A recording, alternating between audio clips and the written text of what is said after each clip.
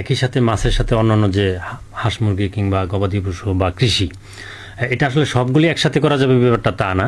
তার পুকুরের সুবিধা অনুসারে সে যার জন্য যেটা প্রযোজ্য, অর্থাৎ পুকুরের পার যদি বড় হয় সেক্ষেত্রে আমি এখানে গবাদি পশুর জন্য ঘাস লাগাতে পারি, উন্নত জাতের যে ঘাস গবাদি পশুর জন্য, সেটা আমি সুবিধা হয় যদি আমি পুকুরের পাড়টাকে 30টা প্লটে বিভক্ত করি। আচ্ছা, 30টা প্লটে বিভক্ত করার মাধ্যমে আমি যদি একটা প্লট কেটে ঘাস গরুর জন্য গবাদি পশুর জন্য আমি নিয়ে যাই, তাহলে ওই 30তম দিনে ওই এক এক প্লট করে কাটতে কাটতে 30তম দিনে এসে আবার ওই 1 নম্বর প্লটটি ঘাসে পরিপূর্ণ হয়ে যাবে। এভাবে ভাগ করে আমরা গবাদি পশুর জন্য ঘাস সেখানে চাষ করতে পারি।